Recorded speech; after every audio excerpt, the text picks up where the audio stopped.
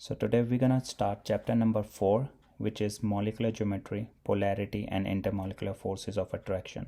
So in this chapter basically we're gonna learn about what are the different shape of the molecule and why we need to study the shape of the molecule, why it's important.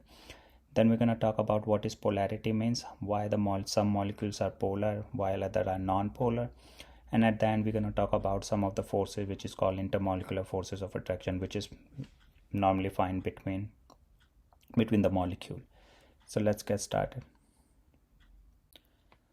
So now let's talk about the three-dimensional shape of the molecule. Before we actually go and see what are the different types of shape the molecule can show, we need to learn why we need to study what are the importance of learning the three-dimensional shape of the molecule. First, they are vitally important to living things. Second, to determine if a hormone or molecule or any kind of drug is recognized by a receptor.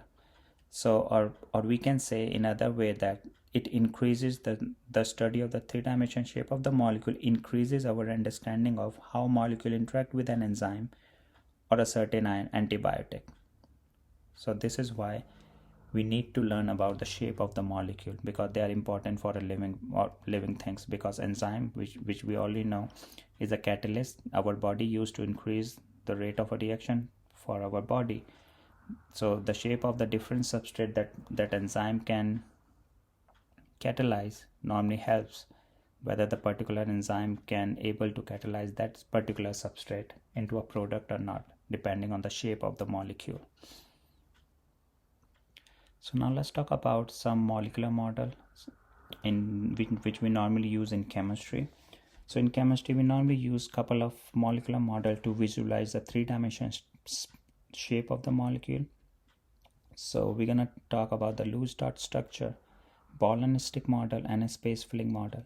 So the loose dot structure that we already learned about previously, they normally show you that how many kinds of bonding pair you have and if there is any lone pair or non-bonding electrons are present. Whereas the second model, which is called ball and stick model, normally show atoms in the form of balls, and the bonds between the atom normally shown in the form of stick. So that's why the name is ball and stick. And the balls that we normally use to show the ball stick model are normally color coded to represent different atoms. For example, if you can see on this structure of ethanol, the color black balls over here represent carbon, the red ball over here represent oxygen. So different color of the ball represent different atoms in the ball and stick model. And basically ball and stick model we normally use to visualize the 3D structure or the three-dimensional shape of the molecule. Whereas the last one is a space filling model. So in space filling model normally show the size of the atom, and then to show the size of the atom we usually don't show the covalent bond between the atoms. So space filling model normally show the actual size of the atom compared to the all other atom present in the molecule, right? So if you see from this example over here, the black ball over here which is represent of the carbon, and the white ball on the top of it represent hydrogen. And then if you can see the size difference between the carbon and hydrogen are different, right? Because carbon atom is bigger in size compared to the hydrogen. So that's why space filling model normally give you an idea about the size of the molecule or the size of the individual atom making that molecule. So now on this slide we're going to learn about how you can predict the electron geometry as well as the molecular geometry of the molecule.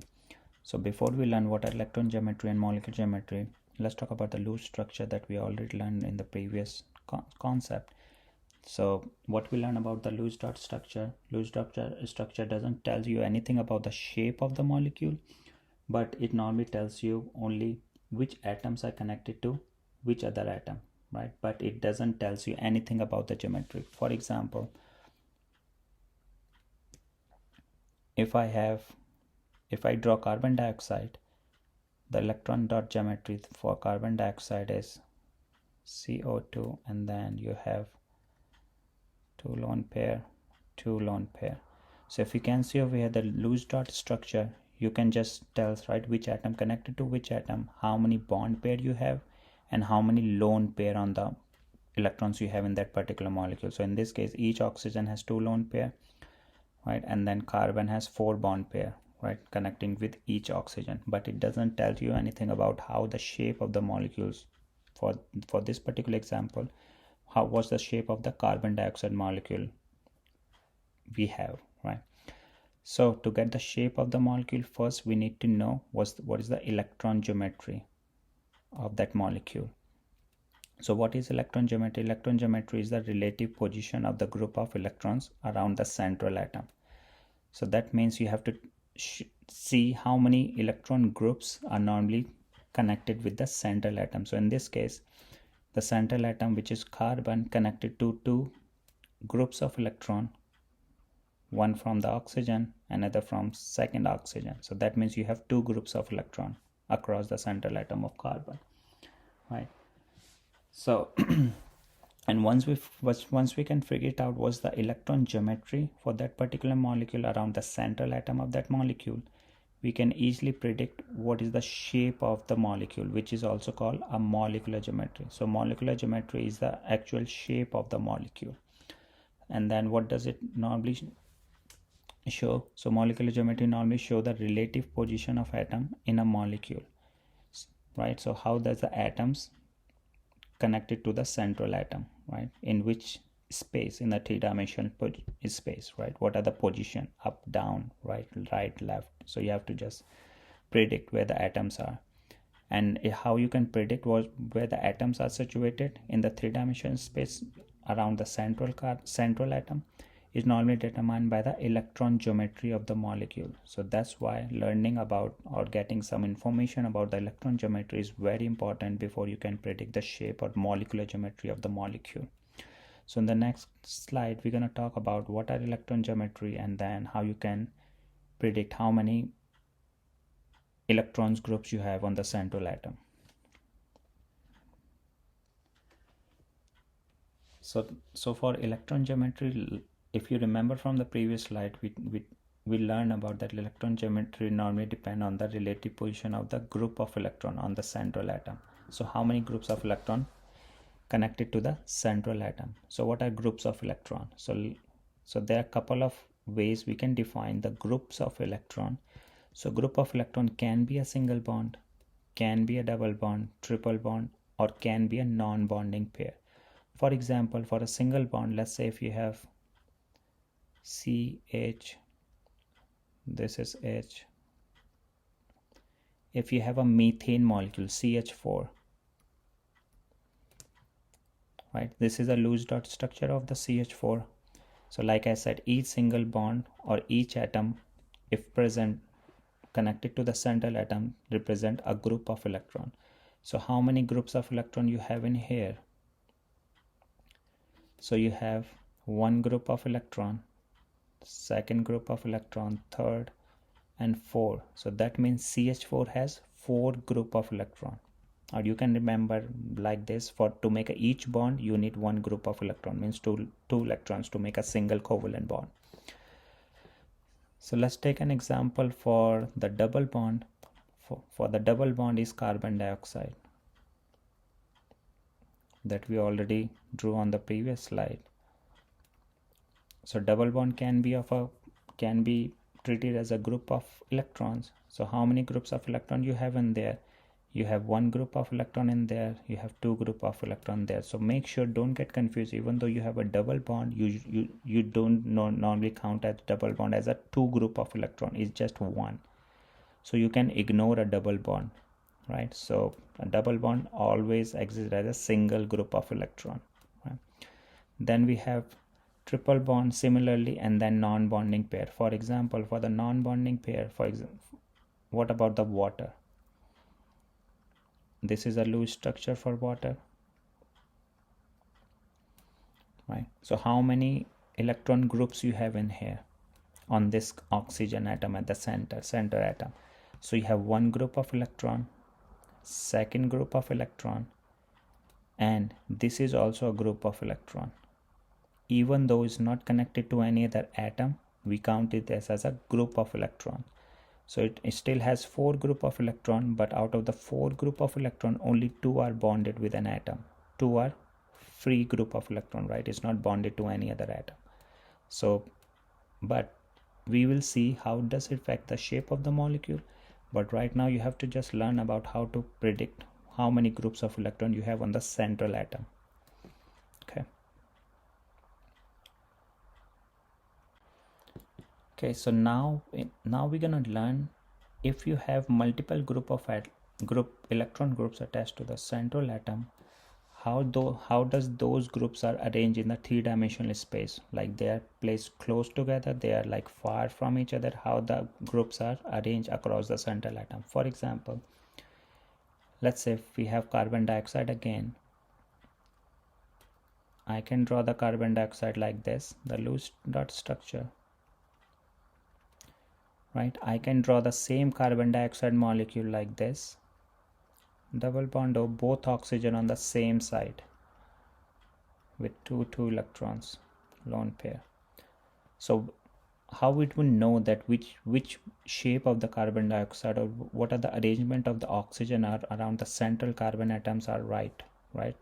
Both oxygen has to be on the opposite side of the carbon, or both of them can be on the same side of the carbon close by to each other. So how we're gonna learn this? So there is a theory called VSEPR theory. We're gonna use this theory, which is called as valence shell electron pair repulsion theory. This theory predicts the group of electron on the central atom are oriented to maximize the distance between them. So electron groups are normally oriented around the central atom so that they are way far apart from each other. They don't want to come close together unless or until there is some exception. They have to go like as far apart as possible because there might be a electron repulsion between them. So if I draw the oxygen and carbon dioxide close to each other on both sides of the on the same side of the central atom, there will be a repulsion between the electron and electron, because in the bonds that's forming between carbon and oxygen made up of electrons, right? If they come close together, electron will say to other group of electron, okay, you are too close, we are going to get repelled with each other. So they are not stable, right? Whereas on the top structure over here, both of these oxygen connected to the carbon are the furthest that they can be, right? So this is how the valence shell electron VSEPR theory normally works. Okay, so now we're gonna see what are the electron geometry for the group of the central atom. What are the different kind of shape we can learn depending on where the electron groups are situated around the central carbon, right? So for example, if you have two groups of electron, then what's the best possible scenario that those two groups of electron are situated as far apart as possible.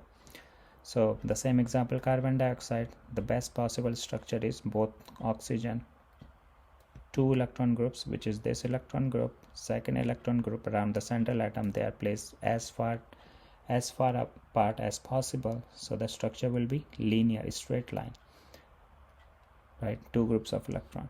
If you have a three groups of electron, right? So the three groups of electron, let's say you have any random molecule A at the center, B, C, and D. The best how many groups of electron you have across this central A? You have one group of electron, two group of electron, three group of electron. So if the central atom has three group of electron, the best possible structure will be trigonal planar. If you join each other atom, you will get a triangle with the center atom present at the center of this structure. If you have four group of electron, then the best possible shape that particular molecule can get is a tetrahedral, because this is the only shape that all the four groups of electrons are placed as far apart as possible, right? Okay, so one more thing on these. So to get just remember this thing, to get a linear structure, how many atoms are required? One central atom and then two electron groups surrounding the central atom. So that means you should have 3 atoms, 1 center, 2 surrounding it. To make a trigonal planar structure, how many atoms we required? So 1 center and 3 atoms surrounding it, right, to make a trigonal planar. So we need 4 atoms altogether. To make a tetrahedral, how many atoms we need? Minimum we required 5. So 1 center, then 4 atoms surrounding it. So this is your tetrahedral structure. So remember this thing, this is important to learn how you can predict the shape of the molecule. So now we already learned what are electron geometry and what is molecular geometry. Molecular geometry is the actual shape. Electron geometry is how many electron groups present or connected to the central atom. So by studying the electron geometry, we can predict the molecular geometry, right? How? So the first thing is, if all the electron groups are bonding groups, what does it mean? For example, CH4. This is hydrogen. So this is the structure for CH4. How many electron groups you have in CH4? You have 4. 1 group, 2 group, 3 group, 4 group, right? If all electron groups are bonding groups, so if you can see for each electron group is a bonding, is already bonded to the central carbon atom, so they are bonding groups. Then the molecular geometry is same as the electron geometry, so there won't be any change if you draw the electron geometry or the molecular geometry. It doesn't make a huge difference because they have the same shape for both of them. But now the problem arises when if one or more electron groups are non-bonding electron. For example, let's say ammonia. You have NH3. This is the loose structure. 1 lone pair on the top.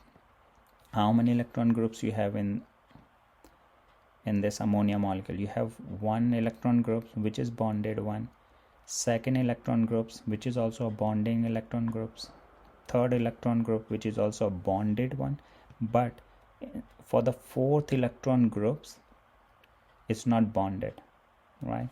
This is a non-bonding electron. Even though this is an electron group, it is a non-bonding one. So the shape of the molecular geometry of the molecule is going to be different than the electronic geometry.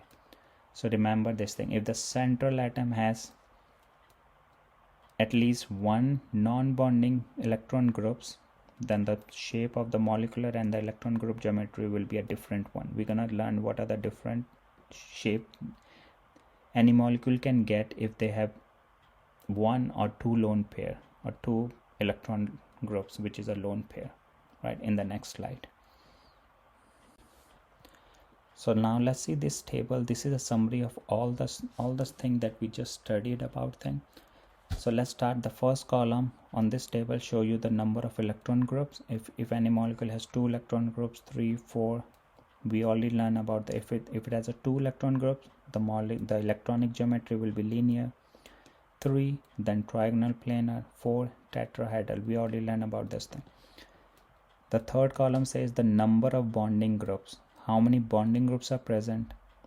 The fourth one says how many non-bonding groups are present, and then the next one says the molecular geometry, then the loose dot structure, and then the ball stick model. But the most important thing that you need to learn about this right now on this slide is the molecular geometry and electron geometry. What are the difference between if you have different number of electron groups, whether it's bonding one or a non-bonding one? So let's take an example. With the first one, the number of electron group, if it's 2, then I know this is the electron geometry is linear, right? And then what about the molecular geometry?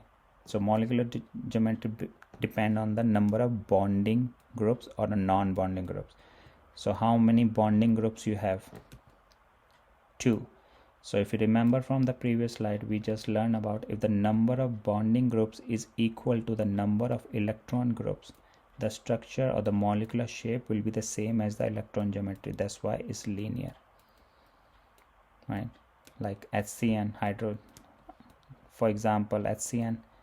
The second example is carbon dioxide.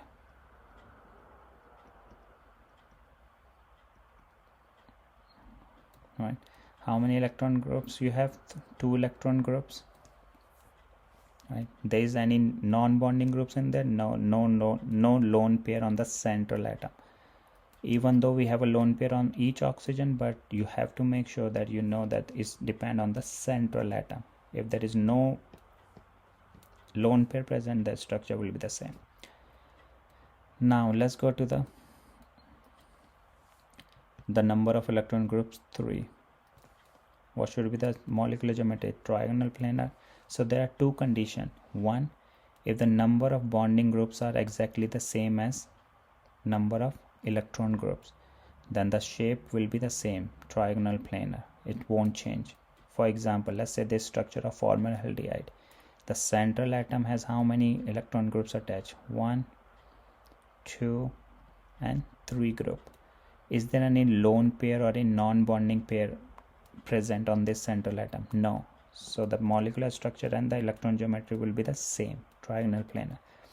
But in the second condition, out of the 3 electron groups, let's say 2 electron groups are the bonded one, but the last electron group, instead of the bonding, they are lone pair, non-bonding one. For example, let's say this, then the shape of this that molecule will be a bent one. We'll see why.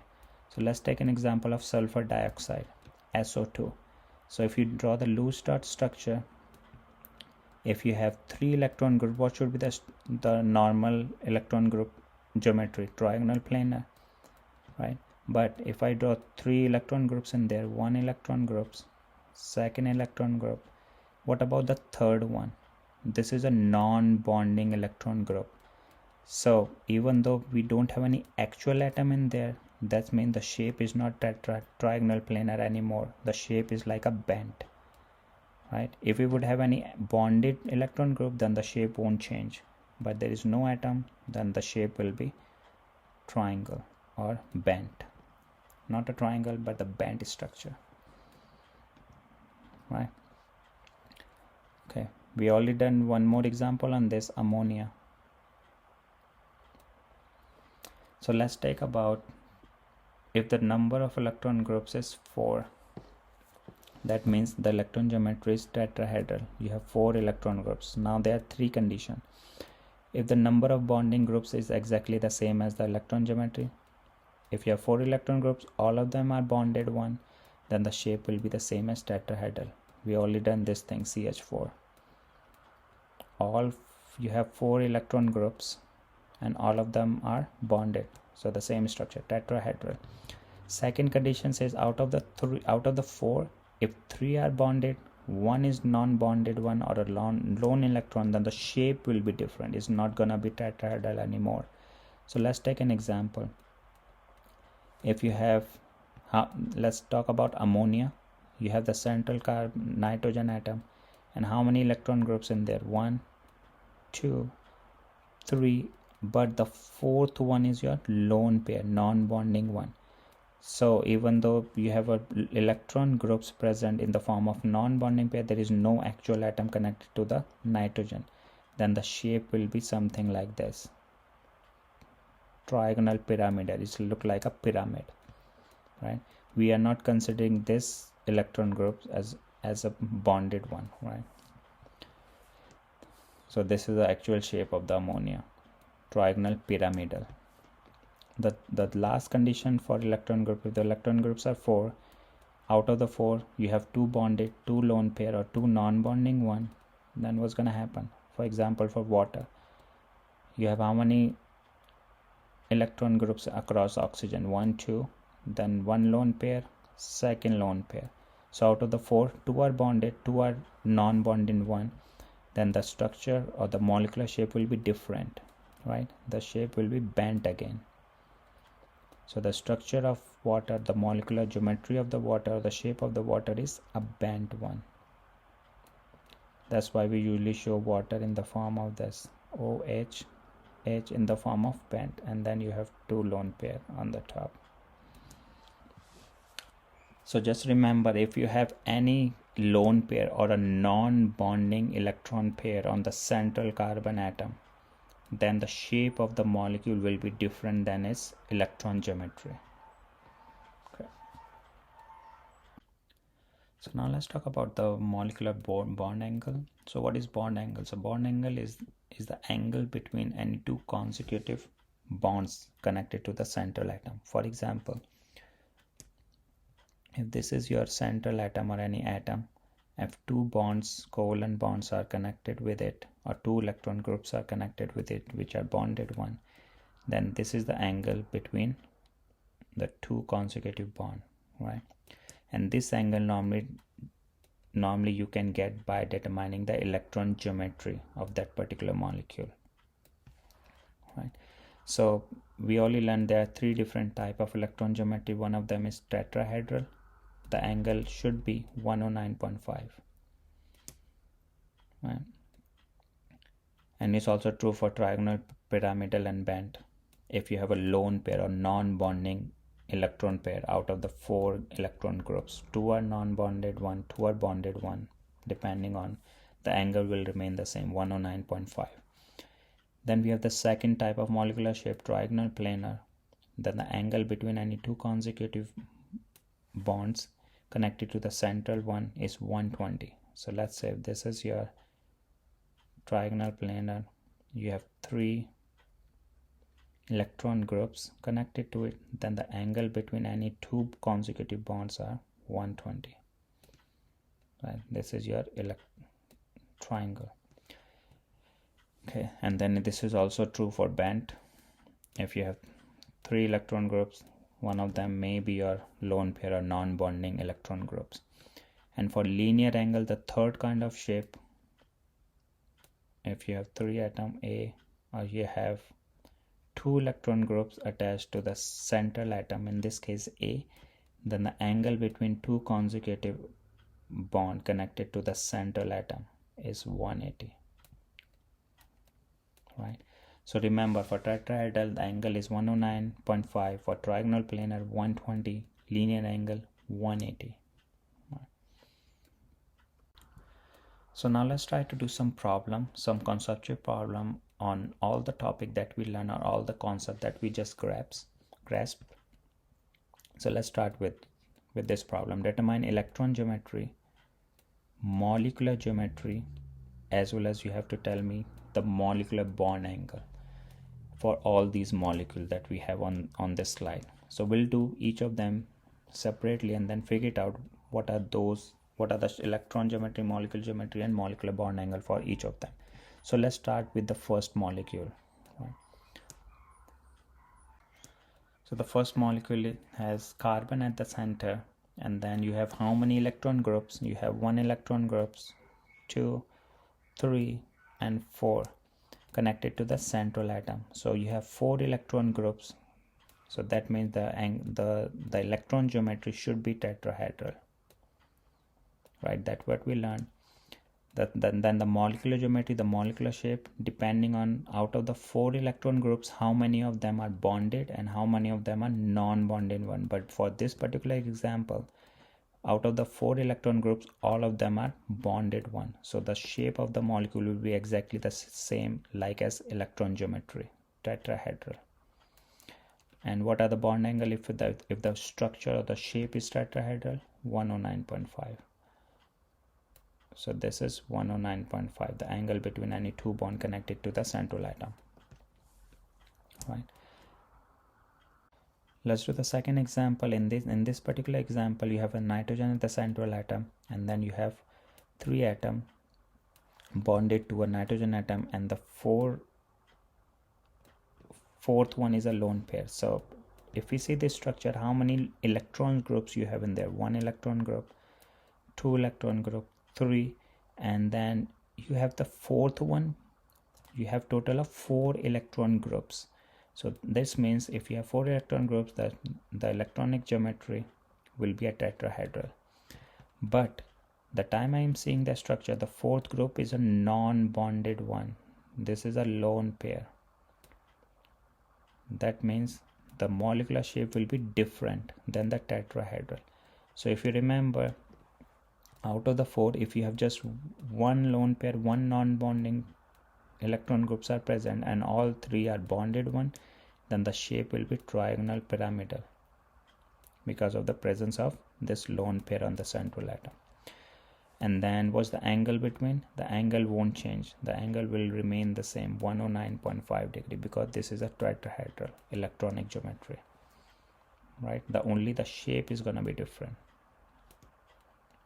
Now let's try to this problem. If you see how many electron groups on this central atom, oxygen, you have 1 electron groups, 2, 3, 4. So you have 4 electron groups surrounding the central oxygen atom. So that means the electronic geometry will be tetrahedral, right? 1, 2, 3, 4. But the shape will be different because of the presence of, out of the 4, 2 are non-bonded one. And if you remember, there is one condition where it says out of the 4, if 2 are non-bonding electron groups, then the shape will be bent, right? But the angle won't change, which is still 109.5. Let's try the other example. So now let's try to do this example where you have the central atom as a carbon and how many electron groups attached to the carbon? 1, 2, 3 groups attached. So if you remember, if you have one central atom and 3 electron groups are arranged or connected to the central atom, the geometry, electronic geometry will be trigonal planar, right? But are the molecular geometry will be the same or a different? So let's see. You have 3 electron groups and all 3 are bonded electron groups. So that means the geometry will not be changed. The molecular geometry, the shape will not be changed. And then the shape of this molecule is still remain the same, trigonal planar. And if you remember, the angle between the 2 bonds in trigonal planar is 120 degree. So this is why the structure are same. Let's try the next one. So now let's try to do this example where you have the central atom as a sulfur and how many electron groups attached across the sulfur is 1, 2, 3. You have 3 electron groups, then the electronic geometry will be trigonal planar. But the shape of the molecule, which is a molecular geometry, will be different because out of the 3 electron groups, one of them is non-bonding electron groups, and because of the presence of this lone pair or non-bonding electron groups, the shape of this molecule will be a bent one. So the actual shape of this molecule will be like a bent.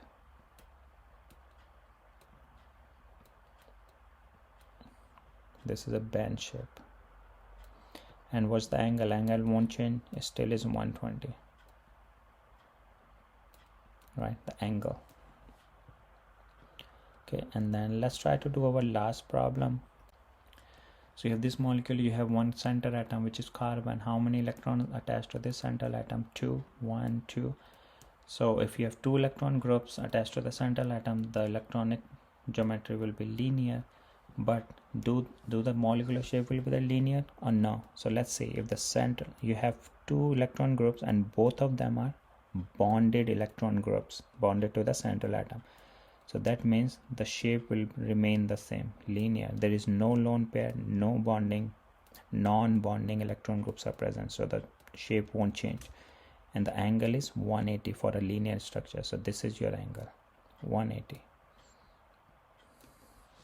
Right. So this is how you can predict the shape, electron geometry, and the bond angle within the molecule. Right. Now we're going to look about the molecular geometry of a larger molecule. Let's say if we are working with a larger molecule, how would we know what's the shape of that larger molecule? For example, let's take this example of ethanol. You have 2 carbon, you have hydrogen, and 2 hydrogen on the second, then you have oxygen and hydrogen, right? This is a loose dot structure for ethanol. And this is a ball stick model. So if you remember, loose dot structure just tells you about what are the atoms are connected and how many bonded pair and how many lone pair or non-bonding pair are present. But whereas ball and stick model normally show you the 3-dimensional space or the 3-dimensional shape of the molecule. If you see the shape is like a zigzag. zigzag model, right? So in the Lewis structure, the structure looks like straight line, right? Nothing in there, but in the ball and stick it looks like zigzag, something like this, right? So we'll see how we can predict the shape of the molecule for this ethanol. So the concept is larger molecule overall shape is described by a series of shape around each of the atom center. So we'll see, we're gonna learn about the shape around each of the center atom, around each center atom, right? So let's go to the next slide, and then we're gonna learn more in depth how we're gonna see what's the shape of the molecule around each center atom. How many center atom you have in this molecule? You have 1, 2, 3. You have 3 center atom. So we're gonna see what's the shape around each of them separately. So let's try with the first one. If we take carbon number 1 as our center atom, right? So this carbon has how many electron groups attached? 1 electron group, 2, 3, and then you can say this entire one is your 4th electron group for the center 1 carbon. So if you have 4 electron groups, electronic geometry is tetrahedral. What's the molecular shape? Same as tetrahedral, because there is no non-bonding electron pair or electron geometry at present. So that means same apply for carbon number 2. You have 4, 1, 2, then this entire thing is 3, then this thing is 4 for the carbon number 2. So you have 4 electron geometry, all 4 of them are bonded to the central atom. That means the molecular geometry and the electron geometry will be the same, which is tetrahedral, right? But the problem is with oxygen. So this oxygen as a center atom has how many electron groups? So this carbon is attached to this oxygen, hydrogen attached to this same oxygen, but you have 2 more electronic groups in the form of non-bonding electron pair. So if you would have 4 electron groups on the central atom, the electronic geometry will be tetrahedral. The angle should be 109.5, but what should be the shape of this molecule across this oxygen? It's gonna be a bent one. If you remember, out of the 4, if 2 of them are non-bonding electron geometry, then the shape of the molecule will change from tetrahedral to a bent structure, right? So this is how you can, so I can say for carbon number 1, carbon number 2, the shape is tetrahedral,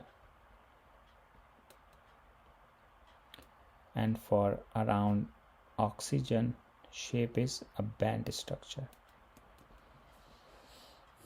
right? So this is how you can do or predict the shape across any center atom in a big molecule.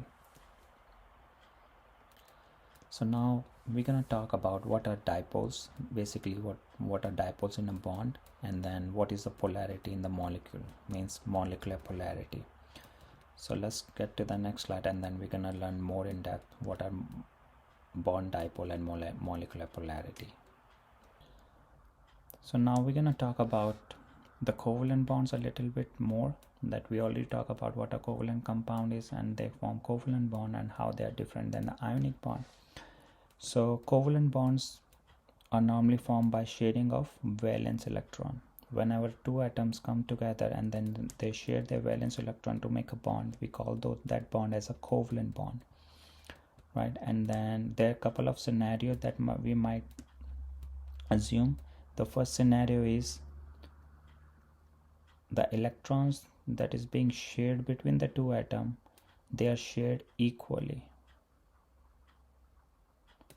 right? That means 50-50, right?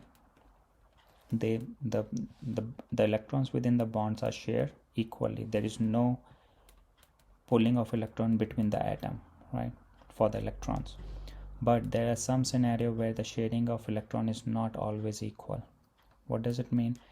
If I get the same example, let's say if A and B again sharing an electron, but this time electron shared by A is close to A, but the electrons shared by B is also close to the nucleus of A. What does it mean?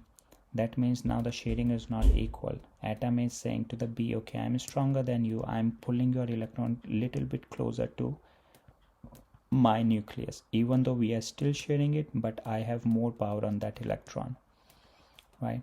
So now we're gonna learn about how any atom can, how would we know that that particular atom can pull the electron from the sharing of electron towards its nucleus, right? What are the conditions?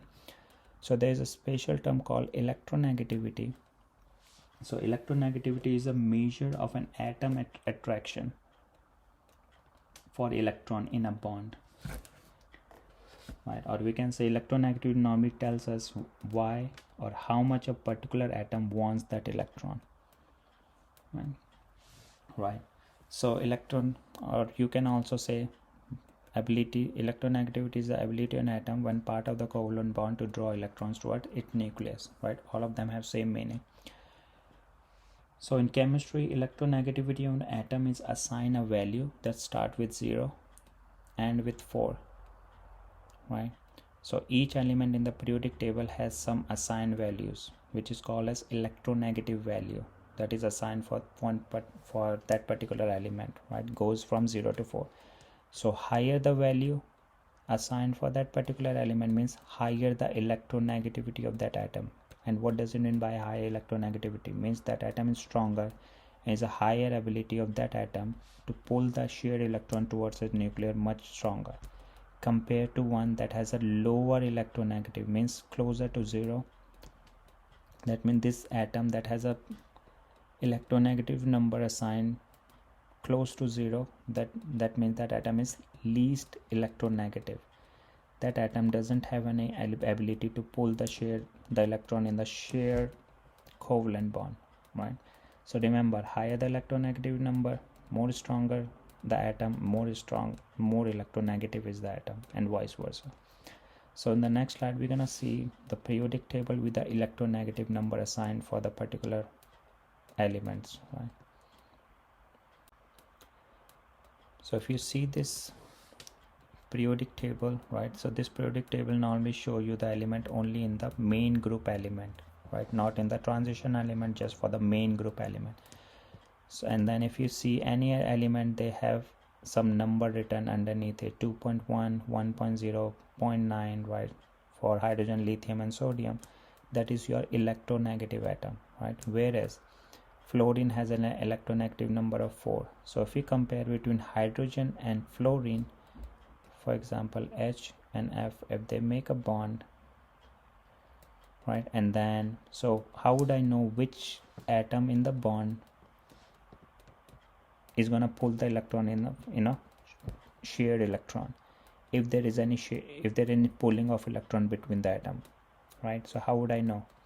So if you see the electronegative number for hydrogen, this is 2.1, for fluorine 4.0. so we can see fluorine is more electronegative because it has an electronegative number of 4 compared to the hydrogen, which has 2.1, and fluorine is 2 times more electronegative compared to the hydrogen. So if we think about which atom is gonna pull the electron from which other atom, we can say fluorine in this particular compound in a shared covalent bond, fluorine is going to pull that electron shared by the hydrogen towards its nucleus much stronger compared to the hydrogen, right? Because fluorine is more stronger.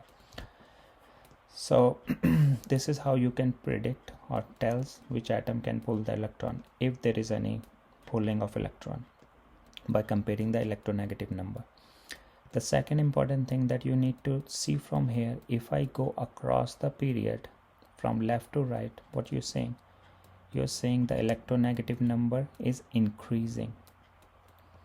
So remember, if I go from left to right in the periodic table or across the period, electronegativity increases. So that means fluorine is more electronegative than hydrogen, or fluorine is more electronegative than oxygen. The second thing that you're gonna see over here, if I go down the group, what you're saying over here, the electronegative number is decreasing. That means electronegativity decreases down the group. So so make sure you remember this periodic trends for electronegativity. So this might be helpful for you to predict which atom can pull out the electron if the number is not given, right? So you still can have an idea.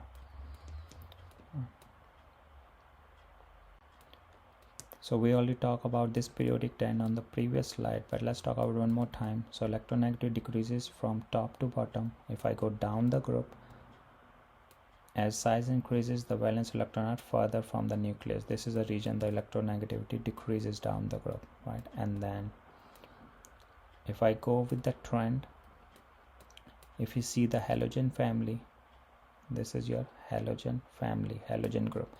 If I go down, fluorine, chlorine, bromine, iodine, down the group it decreases. That means fluorine is on the top of the group, has a higher electronegativity compared to the iodine, which is on the bottom of the group, right? Because the trend is always decreases down the group. So if I say across the period, we already know electronegativity increases. We already talk about this thing. Why is increased? Because the number of proton increasing in the nucleus, but the valence electron are in the same energy level, or we can say the same wording in a different way. The size decreases. Size of the atom decreases if I go across a period. If the size decreasing, then it's very rare for the atom to leave the electron, because there is a strong pull of the nucleus to the outer valence electron, right? So that's why the electronegativity increases if I go across the period. So that means fluorine, the 7th group element, has the high electronegativity compared to the oxygen, which has higher than nitrogen, and nitrogen has higher than carbon, right? Because in the periodic table, carbon comes first, then nitrogen, then oxygen, then fluorine across the period.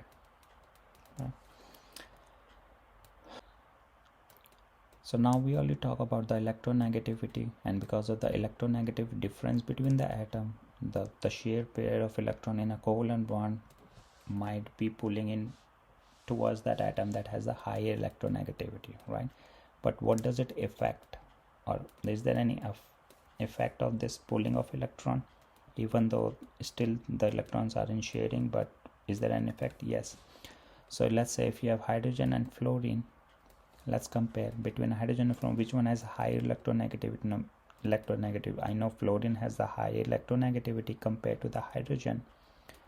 So that means fluorine can tell the hydrogen, okay, even though we are sharing, I can take your electron close to my nucleus, right? I can pull your electron much stronger towards my nucleus. So if the electron of the hydrogen moves closer to the nucleus of the fluorine, that means you will get a positive charge on the hydrogen, which is not a full positive charge. Why? Because the electrons are still being shared.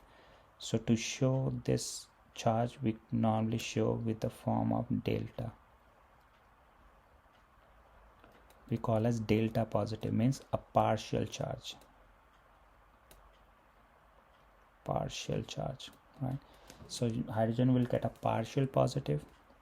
Partial means the electron hasn't been transferred, but it's like move a little bit closer to the fluorine. And if the electron goes closer to the fluorine, then the fluorine will get partial negative charge.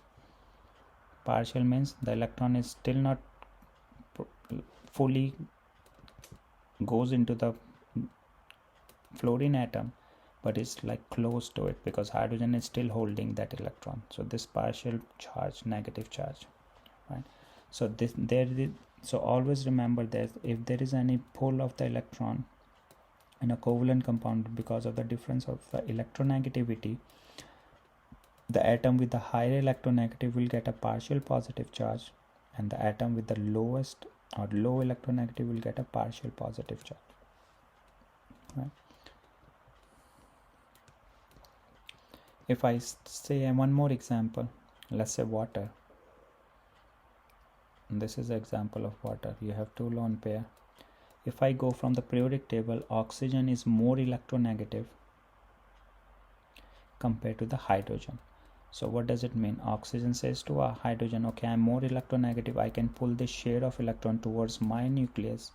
So hydrogen will get a partial positive charge, both of them, and then oxygen will get partial negative charge from each side. So we usually don't show two negative, we usually show just one, right? Because oxygen will get a partial negative charge. So this is how you can show a partial charges if you have the electronegative difference between the atom. Okay, so in the previous slide we just learned the example of HF, where we already know H will get a partial positive charge because H is less electronegative compared to the fluorine, which will get a partial negative charge. So if you have the separation of the charges, partial charges within the molecule, we call that bond as a polar bond. Why? Because of the presence of the poles, positive and negative. You have two different poles, right? Positive side, negative side. So that's why the bond is polar bond. So remember this thing, whenever you can easily separate the charges based on the electronegativity number, you can just tell the bond is polar, right? And then the bond is polar, and you have two poles, one is positive pole, one is negative and a negative pole. So I can say this is act as a dipole, because within the molecule you have two charges, plus and negative, right? This is dipole. So separation of partial charges we already talk about is a dipole, and covalent bond with a dipole are polar bond, right? So remember this thing, if you can get a partial charges for the covalent bond, that means the bond is polar. And then how you can show the bond polar, right? So we have a special terminology called dipole moment. It tells you how much the particular bond is polar, right? It can be less polar, more polar, right? And is a vector quantity. It always goes from the positive charge to a negative charge, right? And is a vector means it has some direction to it. So if you see over here, this is the direction of the dipole from positive to negative, and you have to just put a perpendicular on this line, right? Something like this. And then you can say the dipole for this polar bond is going from hydrogen to fluorine, right? So something like this.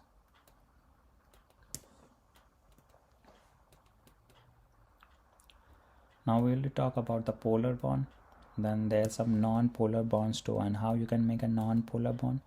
You can form a non-polar covalent bond if the bond is formed between two atoms which have similar electronegativity, right? Let's say if you have A and B and you have a bond, let's say the electronegative number of A is 2.1, for this is 2.3. The electronegative number are so close, the difference come out to be just 0.2 between the electronegative number of A and B. So this 0.2 can be ignored, and you cannot tell which way the electron is pulling, right? So that means if you cannot tell me where the electrons are going, that means you cannot put positive and negative charge, partial positive or partial negative charges. So that means bond cannot be polar. So that means the bond is non-polar. So if the bond is non-polar, you have even electron distribution. Electrons are shared equally, and there is no partial charge or dipole, because if you cannot do plus and negative, you cannot show the direction of the dipole, right? So now let's talk about some of the example of non-polar bond. So one of the example is diatomic element. For example, hydrogen gas H2. So you have hydrogen and hydrogen, right? And then even both of the atoms are hydrogen, so that means their electronegative number should be the same because they have the same element. If the electronegative numbers are same, there is no atom in this molecule is going to pull each other electron towards nucleus. So that means that electrons are going to share equally. So that means you cannot, if the electron is not moving on towards any of the atoms, that means you cannot tell which one is going to be partial positive, which is going to be a partial negative. So that means the bond is non-polar. For example, one more, F2 gas, fluorine. So this is your fluorine F, and you have the loose structure. What do you think? This molecule is polar? The bond that is present in this molecule is polar? Let's figure it out. So if you have two atoms, fluorine, fluorine, same atom, that means the electronegativity will be the same because you have the same atom. If the electronegativity are same, no one is going to pull the electron towards its nucleus much stronger, right? They have the same capability. So that means the electrons are being shared equally, right? And then if the electrons are shared equally, you cannot put any partial charge and partial positive and partial negative charge. So that means the bonds are non-polar. So F2 is a non-polar. That's why most diatomic elements are non-polar. The other example is carbon-carbon bond and carbon-hydrogen bonds are in a hydrocarbon are non-polar. For example, propane. You have carbon, hydrogen. So what do you think about this bond? Is it polar or non-polar? If you see from the periodic table, the electronegativity between carbon and hydrogen are so small, the difference, then it can be ignored easily because the difference is not much. That means one atom is not so stronger than the other atom that it can pull the electron towards its nucleus, right? So there still is like almost 50-50 sharing. So that means the bonds are non-polar. Same thing apply between carbon and carbon bond. Both of them are same atom. Electronegativity is same. You cannot predict where the electron is moving. No positive and partial charges, right? Partial negative, partial positive, non-polar bond. So this is how you can predict whether the bonds are non-polar and polar. But now the question is, what should be the difference? How far the electronegativity number should be between the two atoms if they are making a bond, so that we can say the electrons can be easily pulled towards its nucleus. So there has to be some number, some point where you can say, okay, after this point the atoms become stronger and can pull the electron towards its nucleus, right? So you have to know a scale, electronegativity scale, that we're gonna see in the next slide, and use that scale to predict whether the bonds are polar or a non-polar. Okay, so this is the scale that tells you about whether the bonds formed between the two elements are going to be polar or a non-polar or an ionic bond, right? So if the electronegative number difference between the two atoms comes out to be, before we go to the difference, so this scale goes from 0 to all the way to 4.0, right? So the difference between the two atom electronegativity number come out to be between 0 and less than 0.5 or 0.5. Then the electrons within that atom are being shared equally. So that means bonds are non-polar, covalent bond, because even though the bonds are non-polar, still electrons are being shared, right? Covalent bond. If the difference come out to be between 0.5 and 2, if the number come out to be between any of these two numbers, then the bond will be polar covalent bond. That means now you can tell which atom is stronger and can try to pull the electron a little bit closer to its nucleus. And then if it becomes moving to one of the nucleus, the electron, then you can put positive and negative charge on that atom and the bonds will be polar. But if the difference come out to be more than 2, then that means the other atom is so strong then it doesn't want to share the electron. It says to other atom, okay, I'm much stronger, much stronger than you. I'm going to just take your electron or just take the entire electron. I'm not going to share that electron from you, right? So that means now now the atoms going to transfer the electron completely. So what is the transfer of electron? Ionic bond. So this is how ionic bond forms. So basically by using this scale you can predict which kind of bond you have between the atom, right? We're gonna learn in the next slide more. So let's go to the next slide. So this is the same thing that we discussed on the previous slide when we talked about the scale of the electronegativity. So if the number of the difference between the two electronegative number come out to be less than 0.5, non-polar bond. Between 0.5 to 2, polar. If it's more than 2, ionic bond, right? So we're gonna do some problem on this to figure it out, or just learn more about how you can use those numbers to tell whether the bonds are polar or non-polar. So now let's try to do this problem and use a concept that we just discussed. So it says use the periodic table to identify and explain which is the most electronegative atom. So in this problem you have to just tell out of the two atom that is given for each of the problem which atom you think is more electronegative. So let's start with the first one, carbon and nitrogen. So which one you think is more electronegative or more stronger? So if I say carbon and nitrogen belongs to the second row, and then nitrogen is more closer to the end of the row, right, compared to the carbon. So nitrogen is more electronegative. And if you remember why, because if I go across the period, electronegativity increases. Electronegativity increases, right? Same thing apply for, let's say, for phosphorus and nitrogen.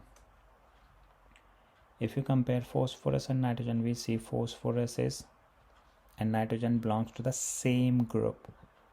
And if you remember, if within the group electronegativity decreases if I go down the group. So phosphorus is lower than nitrogen within the group.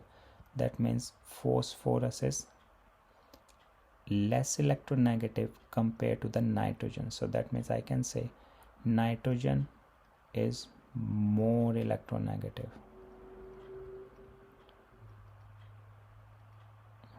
Electronegative,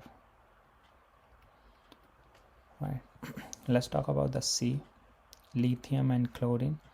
If I say lithium and chlorine, lithium belongs to the last 7th group across the period, is on the 7th group. So that means chlorine is more electronegative than lithium. Silicon and nitrogen. If we talk about silicon and nitrogen, nitrogen is more electronegative, right, because it's present on the more electronegative side of the periodic table, right, towards the more non-metallic side, right? And we know across the period electronegativity increases. So this is how you normally try to solve the problem. So now let's try to do one more problem on the concept that we just learned. Is asking place a partial positive charge and partial negative charge on the atom in these polar bond. So the problem is already saying these are polar bond. So that means we know we have to apply some positive and partial negative charge. So let's talk about hydrogen and chlorine. So between the hydrogen and chlorine, what do you think? Which one is more electronegative? Chlorine. Chlorine is more electronegative. So that means chlorine will get a partial negative charge and hydrogen will get a partial positive charge, right? Because chlorine is pulling the electron from hydrogen. So that's why it's going to take a negative. What about B, between carbon and nitrogen? So carbon is going to take a negative charge, or nitrogen is going to take a negative charge compared to the carbon, because nitrogen is more electronegative compared to the carbon. If I go between phosphorus and fluorine, fluorine is more electronegative if I compare using a periodic table, and phosphorus is less electronegativity. So that means fluorine is going to pull the electron from phosphorus and then give a partial positive charge to phosphorus, and itself will get a negative charge, partial negative charge. So this is how you can predict which one is gonna get the partial positive, partial negative in a polar bond, right, by comparing the electronegativity of these elements on the periodic table. Okay, so till now we just learned about whether the bond in a molecule is polar or non-polar, but what do you say, how would you know that the molecule is polar or non-polar? For example, if I talk about carbon dioxide, C double bond O, C double bond O. This is your carbon dioxide electron dot Lewis structure. How would I know can we get the whether the bond that is formed between carbon and oxygen are polar or non-polar? Yes, if I know the electronegativity number. Let's say, for example, carbon has an electronegative number assigned to it 2.5. Oxygen has an electronegativity number assigned to it 3.5. This oxygen is also 3.5. So if we have a bond, we can, and if we have the electronegativity number, we can easily say whether the bonds are polar or not, individual bonds. So oxygen is 3.5, carbon is 2.5. What's the difference between the two? The difference come out to be 1.0. Same thing apply, the difference come out to be 1.0. And if you remember the scale that I told you, to remember, this goes from 0.5, 2.0 and 4. So if the difference come out to be between the electronegativity number of both the atom that is making a bond between 0.5 and 2, which is 1.0 for our case, so that means somewhere in here. So what's this range? This is a polar bond, right? This is a non-polar range, non-polar, and this is ionic range, ionic bond range, right? So we know both of the bonds are polar in carbon dioxide on each side of the carbon, right? But how would I know whether this entire molecule is polar? So there are two things. One, whether the bonds are polar or the entire molecule is polar. These two things have different meaning, right? So we're going to talk about these two things for this topic. So the entire molecule can be polar or a non-polar depending if a polar molecule has an overall charge separation. Means if the molecule is polar, you have to have some charge separation, means positive and negative charge. A non-polar molecule have even distribution of electron, means there is no charge separation, because non-polar has equal sharing of electron in a bond, right? So if the equal sharing, you cannot tell which one is positive, which one is negative within that bond, right? But and we already know polar and non-polar molecule, because of these polarity, right, charge separation may have different physical and chemical property. Right? So we're going to learn for each of them, for non-polar molecule and polar molecule, how we can decide whether the molecule is polar or not the bond. So let's talk about a non-polar molecule. How would I know the molecule that I'm drawing is polar or a non-polar? So we're going to talk about the non-polar first. A molecule with all non-polar bond. So any molecule that has all the bond that particular molecule has, and all of them are non-polar, then that molecule become, entire molecule become non-polar. For example, CH4, methane, carbon, hydrogen, carbon, hydrogen. If you see the bond, you have 4 bonds, and each bonds are non-polar, because if you apply the electronegative number for carbon and hydrogen, and if you subtract those electronegative number for each of the bond, you will get that the number come out to be between 0 and 0.5, and this region is non-polar bond, right? Second scenario is a molecule with symmetrical geometry or identical polar bond or bond dipole. So we're gonna learn about this thing later on, but just remember, a molecule can be a non-polar molecule even though that molecule has a polar bond, right? This looks a little bit different, it's not looking right, because I'm saying that the molecule can have a polar bond, but the entire molecule is still a non-polar molecule. We'll see later on why this is the case, but just remember this thing.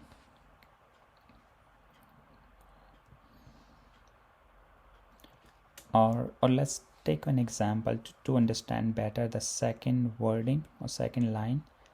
Let's take an example again. C double bond O, C double bond O. This is your carbon dioxide. Because of the electronegativity number difference between oxygen and carbon. Carbon is, what's the electronegative carbon? 2.5. Oxygen is 3.5. This is 3.5. So the difference come out to be 1.0. For this bond, 1.0. If you remember, the difference between the electronegative number of any two atoms that making a bond come out to be between 0.5 and 2, which is in this case is 1.0. The bond become polar. So this is a polar bond, both of them. So if the bonds are polar, I can assign negative charge to here, positive to this, negative to this, right? Charge separation because of the difference in the electronegativity. So, and then once we have a charge separation, can we show a dipole? Yes, we can show a dipole. If you remember, the dipole is a vector quantity, it always goes from positive to negative. Positive to negative, right? So you have two dipole going in opposite direction. So what's the net dipole if I ask you?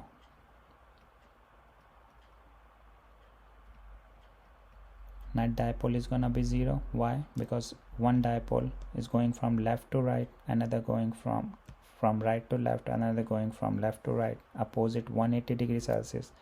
They're gonna cancel it out each other, right? And then you don't have any net dipole moment, or net dipole 0. So the concept is, even though carbon dioxide molecule has a polar bond, the entire molecule itself is a non-polar molecule.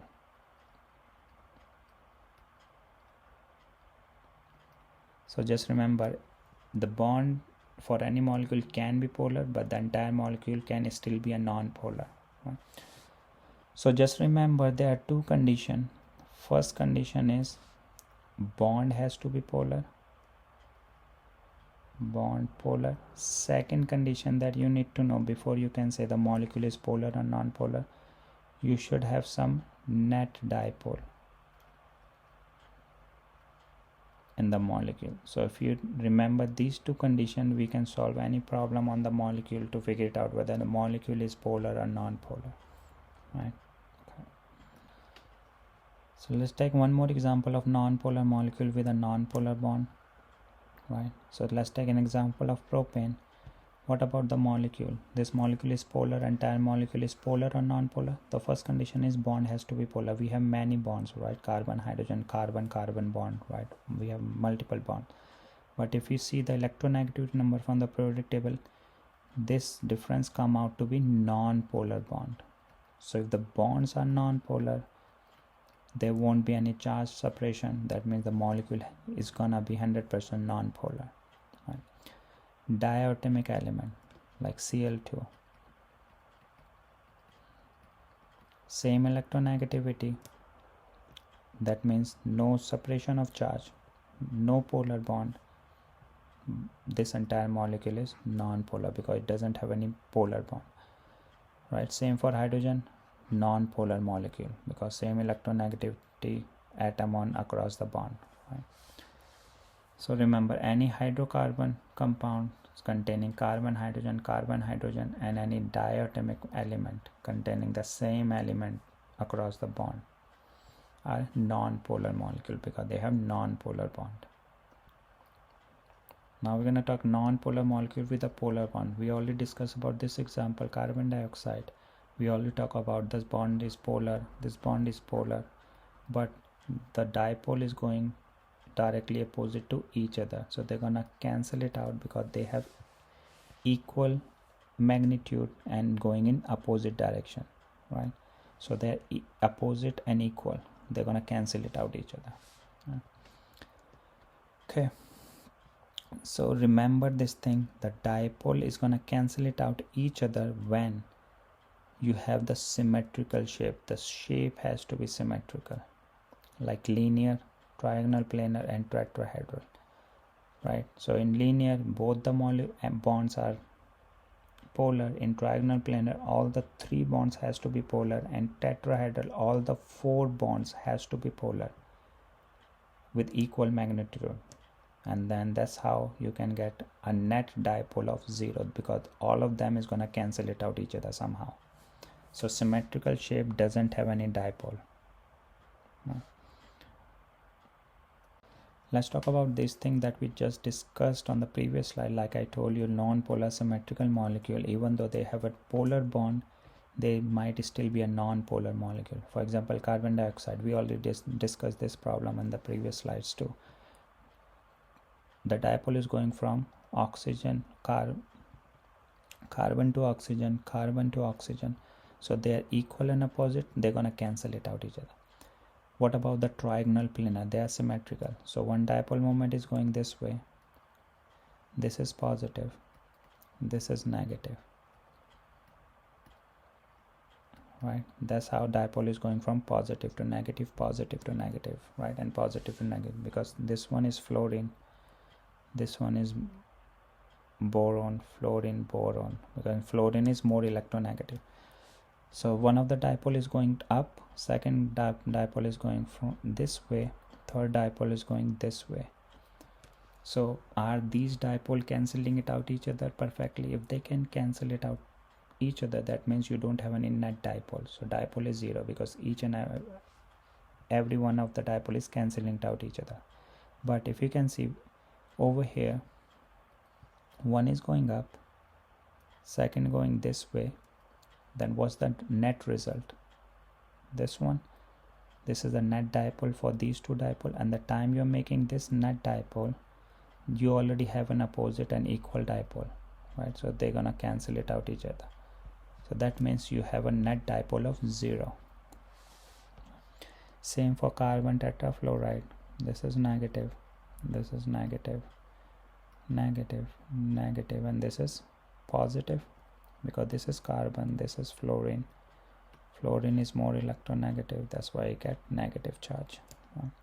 And because of the symmetry of this molecule, carbon tetrafluoride, which is a tetrahedral structure, you won't get any net dipole moment, because each of them is going to cancel it out each other. So now let's talk about when we can say a molecule can be a polar. So the first condition is molecule has to have at least one polar bond. It can have multiple, but you have to have at least one polar bond before you can try to say the molecule can be polar or might be polar. Second condition is a molecule with non-symmetrical molecular geometry and more than one polar bond. Means the geometry or the shape of the molecule has to be non-symmetrical if you have more than one polar bond, because if this is symmetrical, there is a chance that both the dipole moment coming from both the polar bond may be cancelling it out each other, right? The third one is a molecule with a symmetrical geometry or symmetrical shape, maybe linear, trigonal, planar, tetrahedral, but make sure you have a non-identical polar bond. Means you don't have the same kind of strength of the polar bond in that molecule. If you don't have the same strength for a symmetrical one, then there is a chance you're still left with some dipole. Right? So let's try to do the example that we just learned on this page. The first condition is polar molecule with only one polar bond. So let's say for HF, there is only one polar bond. This is negative charge, this is positive charge. This bond is polar, and then the dipole is going from positive to negative, right?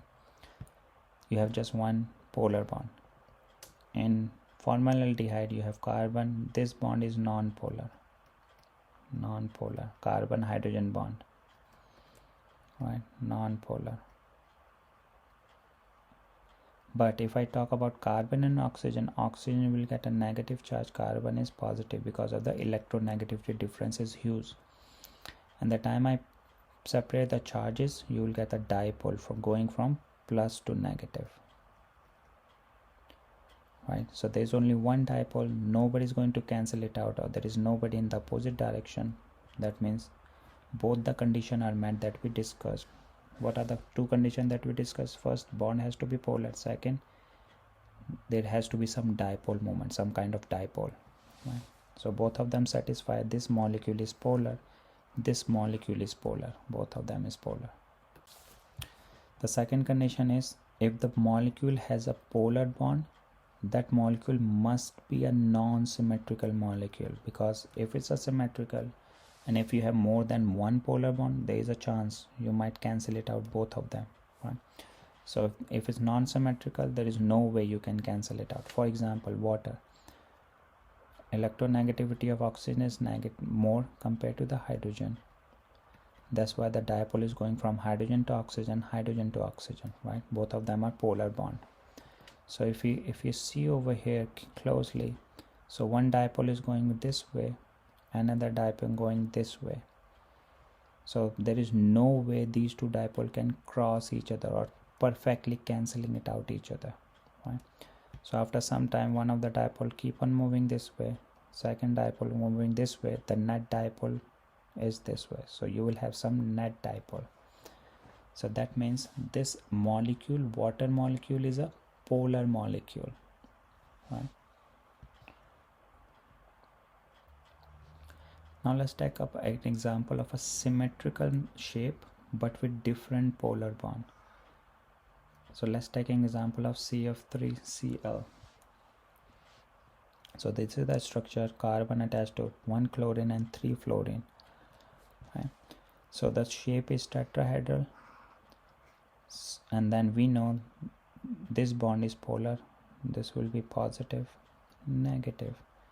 This should be negative, negative, negative, because carbon is least electronegative compared to all the other 4 atoms attached to it, right? So that means carbon will get a partial positive charge and all other halogens are gonna get negative charge. And the time I put negative and positive, can I put a dipole moment going from plus to negative, plus to negative, plus to negative, plus to negative, right? And what we just learned, if you have a symmetrical structure and all the bonds in that symmetrical molecule have dipole, that means they're gonna cancel it out each other. But even though you have all the 4 dipole going away from the center carbon, they are not going to cancel it out each other, even though the shape is symmetrical. Why? Because the strength of SF dipole, you have 3 S and carbon and fluorine CF bond, carbon and fluorine dipole is stronger compared to carbon chlorine dipole. Why? Because the electronegativity of fluorine is higher compared to the chlorine, so that means this dipole is stronger compared to this one. So even though if they are like opposite to each other, they are not going to cancel it out each other perfectly, because one of the direction has more strength compared to the other one. So they're gonna cancel it out, but not entirely. You will still left with some of the dipole, net dipole. So that's what it says, with different polar bonds. So that's what it says. Therefore the overall electron distribution uneven and molecule is polar, right? But the condition may be different if instead of chlorine, if you would have fluorine again, then the molecule will become again a non-polar molecule, because now the strength of all the dipole moment are same and all are present in the symmetrical molecules in the tetrahedral geometry. Then they will cancel it out equally, perfectly, because each of them will have a same dipole. But because of the presence of carbon and chlorine, which is weaker at dipole compared to all 3, they're not gonna cancel it out. Even though they can cancel, but you still have something left, and this molecule will become a polar molecule. Now let's try to do some of the problem that we just discussed, and then try to answer these structure, whether the molecules are polar, non-polar, and you have to explain why. So you have to tell me all these structure that we drew, that we already have in front of us, whether these molecules are polar or non-polar. So we'll do one at a time and then discuss whether the particular molecule is polar or a non-polar. Let's do with the first one, diatomic molecule, which is chlorine gas Cl2 If you see, we know this is chlorine, the other atom is chlorine, they have same electronegativity, so nobody is going to pull the electron towards each other, so that means the bond is non-polar bond. And if you remember, if you have just one bond which is non-polar, then the entire molecule become non-polar too. Right. Let's talk about the B. Now you have this structure where you have carbon attached to chlorine, carbon attached to chlorine, and carbon attached to oxygen. So let's say this is negative, this is negative, this is negative, this is positive, because oxygen, chlorine, and chlorine are stronger, more electronegative compared to the carbon. But the question is, this is a symmetrical molecule. What's the shape of this molecule? Trigonal planar. Trigonal planar, right? And you have three dipole going. One is going up, another one going this way, the last one is going this way. So if you remember the bond, if all the bonds are polar in a symmetrical molecule, then the entire molecule will become non-polar, because everything is going to cancel it out each other. But why you still have the polar molecule in this case? Because this oxygen, if I compare carbon and oxygen and carbon and chlorine, chlorine is more electronegative than oxygen, so that means these two dipole, it's much stronger compared to this one, right? So whatever the net dipole is going to come out between these two dipole, this net dipole is not going to cancel it out perfectly by this dipole which is going up, even though they will be in opposite direction. Why? Because this is much stronger, it has higher value, so you will be left with some dipole in this molecule. So that's why molecule is polar, right? You have different dipoles. So again you have this molecule C. This is non-polar. Why? Because molecule has a symmetrical geometry and identical dipoles, because it is negative, negative, negative, this is positive. They have symmetrical dipole because each atom has fluorine, so they're gonna cancel it out each other. Same for D. Iodine and fluorine, they are polar. Why? Because iodine between and fluorine is more electronegative than iodine, right? So the dipole is going this way. Even though they are diatomic molecule, we have at least one polar bond, right? So that's why it's a polar. Nobody's going to cancel this dipole, right? Let's do the last two. So this molecule, what do you think, this is polar or non-polar? So this is a non-polar molecule because fluorine is more electronegative than silicon. At the center, the dipole is going outward, right? And this is a symmetrical molecule, a tetrahedral shape. Then each and every molecule has the same strength, because all the four atoms are fluorine, they have the same strength of dipole. Then they're gonna cancel it out each other, because this is a symmetrical molecule and identical dipoles. What about the last one? Carbon is less electronegative, sulfur is more electronegative, right? And this is a linear structure, so one dipole is going this way, second dipole is going this way, and they have the same dipole strength because both of them is sulfur. The strength will be the same, so they're gonna cancel it out each other perfectly. So even though the bonds are polar, the entire molecule become non-polar, right? So this is how you can predict whether the molecule is polar or non-polar. So now we're gonna talk about the intermolecular force of attraction in a compound. So the name is showing intermolecular, so this is a force of attraction between molecules, right? And then we're going to talk about what are the different types of intermolecular forces we have, and and which force is more stronger than the other, right? So let's get started with the types of intermolecular force of attraction. So there are three types of intermolecular forces that we're going to talk about in this chapter. One of them is dispersion forces, also called as London forces. London forces. Second one is dipole-dipole forces, and the last one is the hydrogen bonding. So we're gonna talk about each of them separately for a while, and then we're gonna compare the strength of these intermolecular forces. So let's talk about the London forces or the dispersion forces first.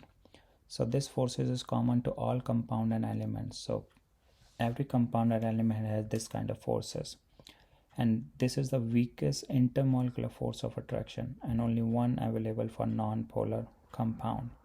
So what does it mean? Out of the three intermolecular forces that we just discussed, dispersion force, dipole and hydrogen bond dispersion force is the weakest intermolecular forces any molecule normally have, and is present in every molecule, and in non-polar compounded molecule this is the only forces that bind together, right? And so that means non-polar bonds or molecule will have only this dispersion weakest intermolecular force of attraction between them.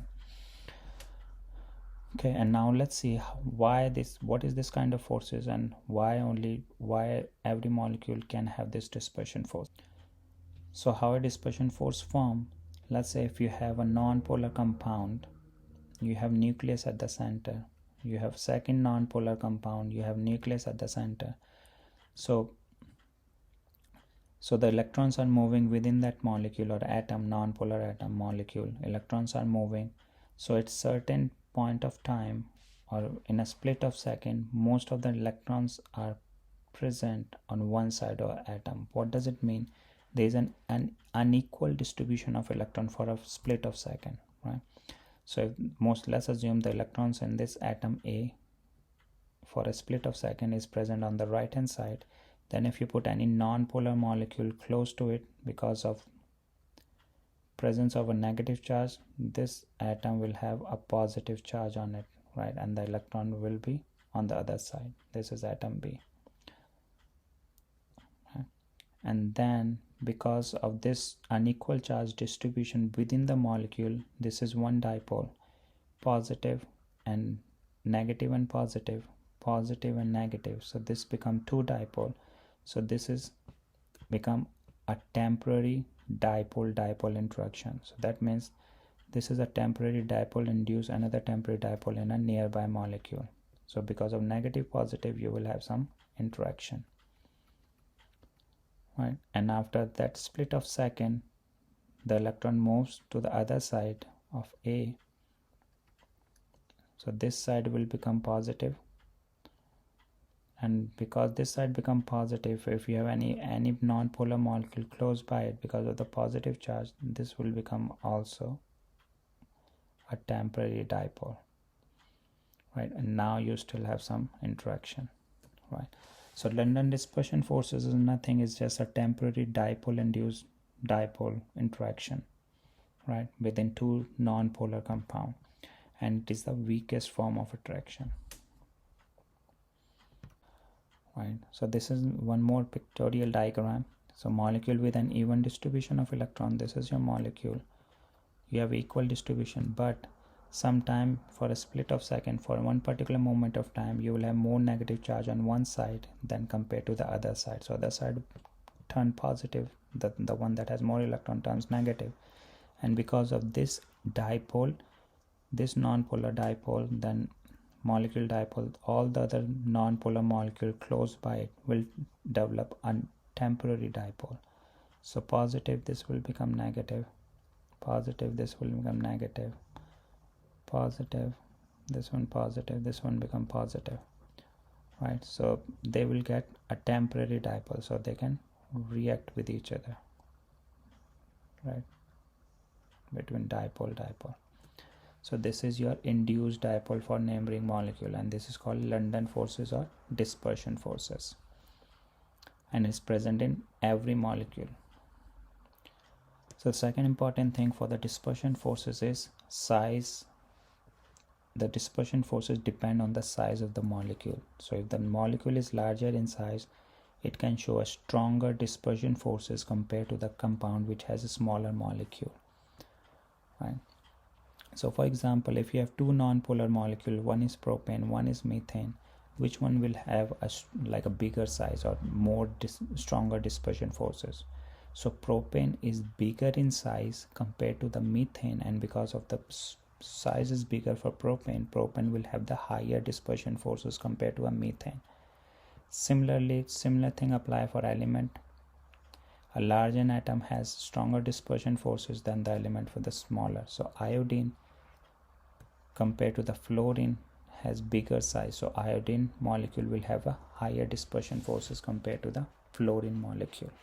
Right? If you have two iodine molecule and two fluorine molecules, so dispersion forces between them will be higher compared to two fluorine atoms. So now let's talk about the second type of intermolecular forces, which is dipole-dipole intermolecular forces or dipole-dipole forces. So dipole-dipole interaction are the attractive forces between a permanent dipole of the two polar molecule. So that means these forces are existing between a polar molecule that always show a permanent dipole. That means the dipole is not shifting by time, and these are stronger than the dispersion forces. Right?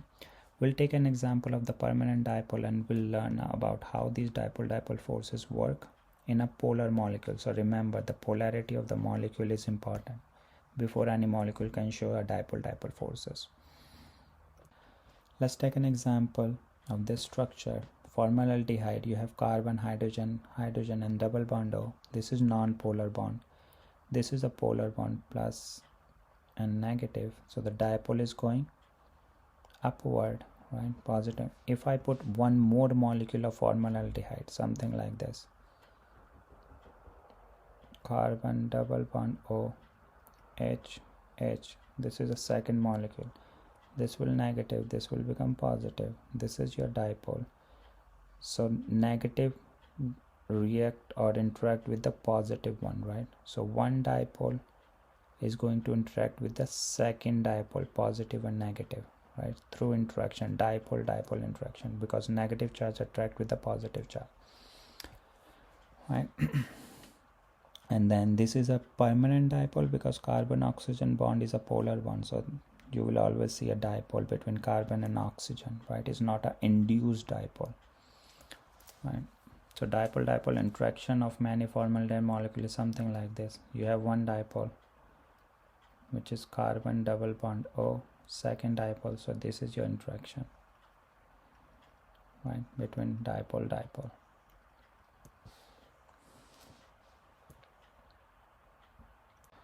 So the third intermolecular forces that we're going to talk about is hydrogen bond forces or hydrogen bonding forces.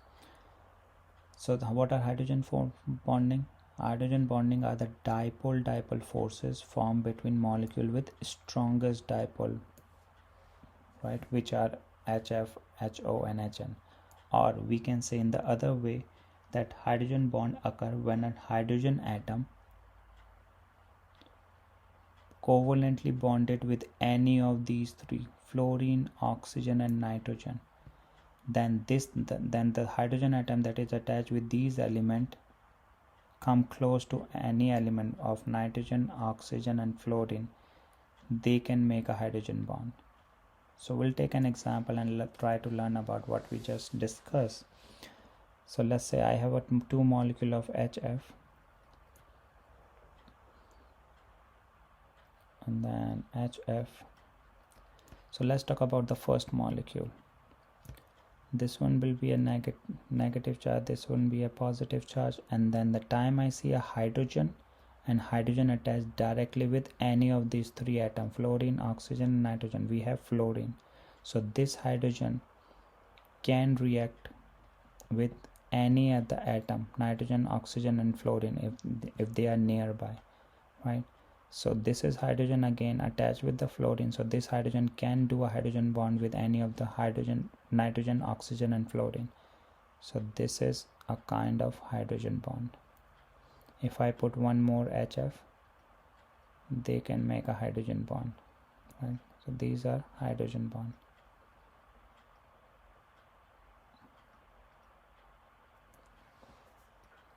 Right, hydrogen bond. So just remember this thing one more time. The first condition is hydrogen has to be bonded to any of these three, fluorine, oxygen, nitrogen, then these hydrogen can form a hydrogen bond with any of the three elements, nitrogen, oxygen and fluorine, if they are close by, right? So we'll try to do some example on this hydrogen bond, and we'll try to learn how you can make a hydrogen bond between the molecule. So this is the same example that we just discussed on the previous slide between hydrogen and fluorine. Let's take one more example of water. This is the structure of water, right? If I put one more water close by, one more water, if you have several water molecule, hydrogen, water, so what's going to happen, if you see the time you see the hydrogen attached with oxygen, right, then this hydrogen can make a hydrogen bond with the atoms if they are close by, like for example oxygen, fluorine and nitrogen. So out of the three we have an oxygen from any other water molecule, so they can make hydrogen bond. Again, this is the hydrogen attached with directly with the oxygen, so this hydrogen can make a bond, a hydrogen bond with oxygen, nitrogen and fluorine if they are close by from any other molecule, so they can make, right? So they can make together, right? And they can make together. So this is how you can make a hydrogen bond, right? So this is the same example that we discussed for water, right? Hydrogen attached with oxygen, and if you have any nearby oxygen, nitrogen and fluorine, we have oxygen, so they can make a hydrogen bond. Same thing apply with this, hydrogen attached with the oxygen directly, so if this hydrogen has nearby oxygen, fluorine and nitrogen from other molecule, they can make a hydrogen bond, right? So just remember, hydrogen bond are the strongest kind of intermolecular forces that any polar molecule can have, right? So the sequence of the intermolecular forces is hydrogen bond is the strongest, then dipole, and then weaker one is dispersion forces.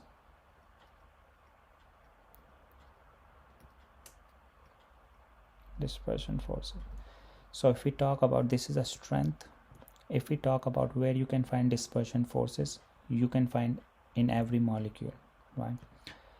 Where you can find hydrogen bonding and dipole, your molecule has to be polar, right? This is a requirement, because if you don't have a polar bond, you cannot have a permanent dipole, right? So just remember this thing. So now we're going to talk about the importance of hydrogen bonding, why we need to study about the hydrogen bonding. So hydrogen bonding is important in many biological molecules, including proteins, carbohydrate, DNA and RNA, our genetic material, right, which is contained in a chromosome of the nucleus of the cell, DNA. So DNA, as we know, is composed of a double helical structure, right? This is your DNA. So this is a double helical structure.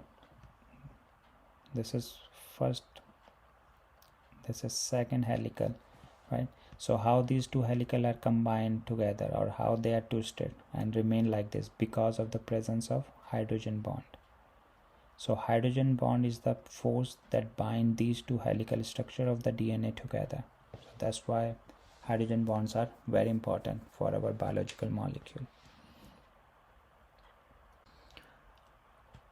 So this is some flowchart that normally tells you which kind of intermolecular forces normally you can see in a molecule. So first you have to ask, are the molecule are polar? If the polar molecules are present, then there won't be any dispersion forces. If there are any, then there's a weakest one, very small. But if the polar molecule is present, then there's a high chance there might be a dipole or hydrogen bond, right? But you have to see for the polar molecule, if you have any hydrogen attached to oxygen or fluorine. If yes, then there is no dipole, then you have a hydrogen bonding, right? If there is no hydrogen, oxygen, hydrogen, nitrogen and hydrogen fluorine bond, then there is a high chance there is a dipole interaction force is present, right? So this is how you can predict which kind of forces are present within the molecule depending by using the concept of this flow chart too. So now let's try to do some of the problem focusing on the concept that we just discussed. So the problem is saying what type of intermolecular forces of attraction is present in each of the compound. Circle the molecule with the stronger force of attraction. So we have to tell which intermolecular force are present between the molecule if the two molecules are given, and if you already figure it out, you have to tell me again which one is the strongest between the two. So let's try with an A, and then we'll do all other, right? So molecule A has, this is your hydrocarbon. So this hydrocarbon has, all of them are non-polar bond. So if the bonds are non-polar, this entire molecule is non-polar, right? And if the molecule is non-polar, there is only one force that is present in non-polar molecule, that is dispersion forces. And the time I see the second structure, this bond is non-polar, this bond is non-polar, but this bond is a polar one. This is negative, dipole is going up. So the time I see I have one polar bond in the molecule, this molecule become polar molecule, right?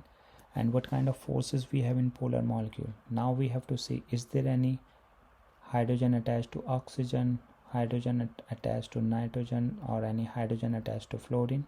No, there is no condition met over here, right? So there is no hydrogen bond that this molecule can make. So the only interaction or intermolecular forces that they can show is dipole forces, right? So this is how you can, and then this is the strongest one, not the strongest, a stronger one between the dispersion and dipole, right? This is your stronger one. So now let's talk about these two molecules. You have HCl. So HCl has a polar molecule, polar bond going from hydrogen to chlorine, and the condition is hydrogen is not attached to fluorine, nitrogen and oxygen, it attached to chlorine, so they cannot make hydrogen bond. The only form is dipole because the molecule is polar. For hydrogen fluoride, molecule is polar, dipole is going from partial positive to partial negative, and the hydrogen is attached with the fluorine, so hydrogen can make a hydrogen bond. So hydrogen bond forces are present. So this one is the stronger force between dipole and hydrogen. So that's why we mark this as a circle. Let's talk about this fluorine and HF. Fluorine has which kind of forces? The bond is non-polar bond, right? Why? Because both the atoms are fluorine, the electrons are shared equally, non-polar, so only dispersion force are present. Whereas in HF, again same thing, hydrogen attached to the fluorine, this become polar bond. If it's polar, this become positive, this become negative. Dipole is going this side, and hydrogen is attached to the fluorine, so there is a hydrogen bond. So this force of attraction is a bigger or the stronger one compared to the dispersion forces. Let's take this structure, CS2, Cl2 and CCl4. Let's draw this structure, CCl, CS2. You have CH and you have two chlorine attached to carbon. So these bonds are non-polar, but this carbon-chlorine bonds are polar. So that means, and this is a polar bond, so that means it has a permanent dipole. So this has to be a dipole forces because of the presence of these two polar bonds. Right, this is negative, this is negative, this gonna be positive carbon, so dipole is going this way, right? Whereas in CCl4, the structure is CCl4. So CCl4 also has a polar bond. This is negative, partial negative, this is partial positive, dipole is going outward. But because of the presence of equal dipole in a symmetrical molecule, why symmetrical? Because the structure is tetrahedral. So same strength dipole, symmetrical molecule, everything is going to cancel it out, each dipole is going to cancel it out, all other dipole, then the molecule will become non-polar. This is a non-polar molecule. That's why you always have only dispersion forces in there, no dipole, right? So that's why this molecule is intermolecular force is stronger compared to CCl4. So let's take one more example before we finish this chapter. It says provide an illustration of two ammonia molecule with one hydrogen bond. So what we need to do, we have to do the structure of ammonia. This is the second structure of ammonia, and the time I see hydrogen attached directly to the nitrogen, all the three hydrogen, so that means any of these three hydrogen can make a hydrogen bond if that hydrogen is close by to nitrogen, oxygen, or fluorine. So if we can see, if we have another molecule of ammonia and then there is a nitrogen close to this hydrogen, and the time you see, you can make a hydrogen bond. So this is your hydrogen bond. Right. If you would have one more ammonia, then this can also make a hydrogen bond, right? So this is how you can predict whether the molecule can form a hydrogen bond or not. So yeah, so this is all the concept that we had in this chapter number 4. So make sure you practice a lot of problem on this, how to draw the shape of the molecule, what are intermolecular forces, right? All the things that we just discussed. And yeah, that will be it from this chapter, and then I'll see you in the next lecture. Bye.